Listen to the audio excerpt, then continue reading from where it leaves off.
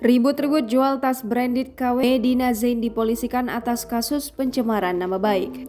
Medina Zain resmi dilaporkan ke Polda Metro Jaya atas dugaan pencemaran nama baik oleh Marisha Ica.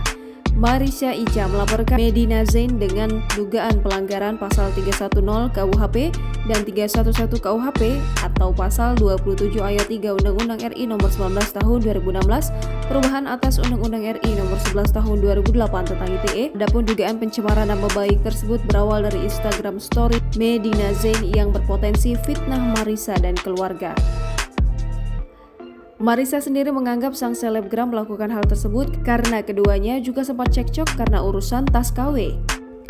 Laporan Marisha Ica telah terdaftar di Polda Metro Jaya tertanggal 13 September 2021. Beberapa waktu lalu Marisha minta perhatian usai mengungkap Medina menjual tas branded palsu kepadanya.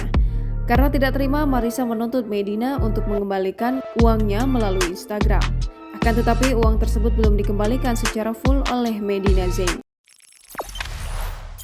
Jangan lupa subscribe, share, komen, dan like ya!